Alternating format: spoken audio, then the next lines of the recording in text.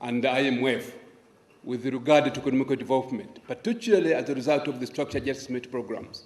And the figures speak for themselves. Uganda, since 1992, has been doing very well, and the GDP has been growing over years.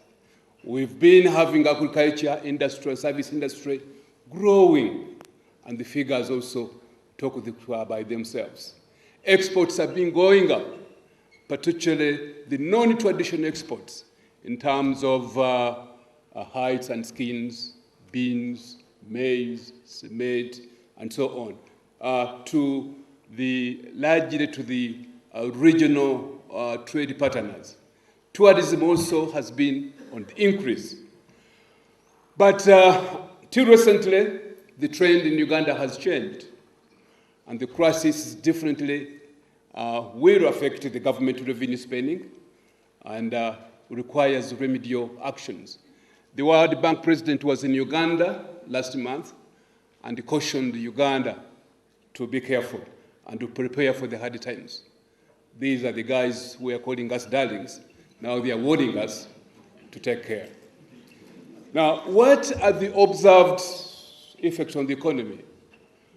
And again, Uganda is funny. Until very recently, the politicians in Uganda did not consider Uganda to be affected by the crisis, to the topmost political cadres in the system.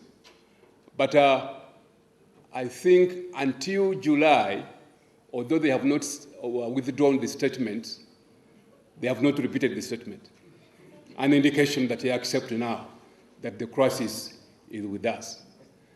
During this crisis, we all crave to be patriotic, but we think that this is not an expenditure that could be expended during this crisis. We also believe that government needs to improve service delivery by implementing efficiency measures. Tax administration must be improved, and the governments must minimize supplementary expenditures outside productivity priority centers. The avid greed of some of the leaders in the business community was totally unexpected, and maybe was the reason why the regulatory bodies failed to capture it. In the manifestation of the problem in the developing countries, I thought that it was largely issues of competence. There was some element of greed, but issues of competence was largely responsible for how it happened to us in the developing world, and particularly in Ghana. Now, the paper has traced, as most others have, the catalog of all the incidents that built up to the crisis. It's in there, you can have a reference to it, but what I need to share with you particularly is what we are doing about it. Now, that came about when, as a fifth part of the paper, I decided to check on common trends in the manifestation of the problem, and discovered that there was a trend which is leading to a conclusion that public administration is got the greatest opportunity out of this to assist the states to take control and therefore make provisions not only for dealing with the problems, but also ensuring that the state at all times gives leadership in every aspect of national life. Now, three particular writers on the subject persuaded me to focus on this. And to go to all forums in Africa and elsewhere, the issue of strategic leadership in Africa keeps on coming up.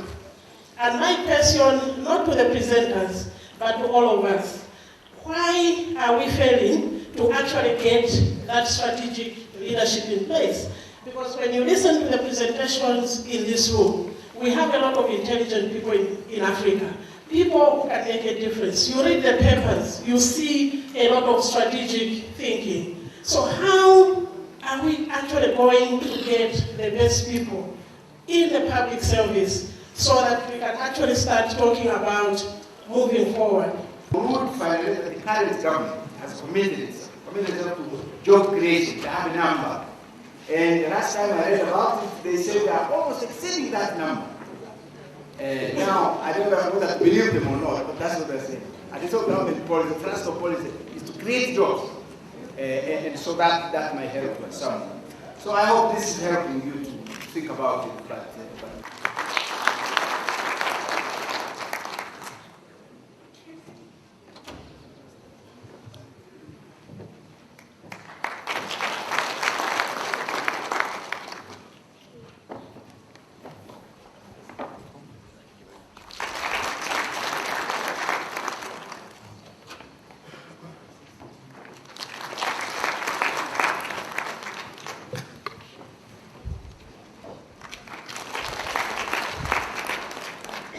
The culture of respecting those institutions and capacity building, skills development. Following the official opening, the roundtable proceeded to hold 7 plenary discussions which generated a lot of interesting and useful knowledge. All presentations were followed by serious discussions and debates. In addition to the 7 plenary sessions, participants were given an opportunity to hold more in-depth discussions on aspects of the main theme in 4 workshop groups. Everything starts with political will. Yeah. Actually, By the highest authority. Without the politicians. Political will and commitment. When we come to prioritization, it will take number 1. That is what we are saying before the closure of the meeting. So you actually... The first one is Judicial Sector Reform Program, the Judicial Service of Ghana. Then it will be followed by online entry visa, National Security Service Directorate General of Immigration,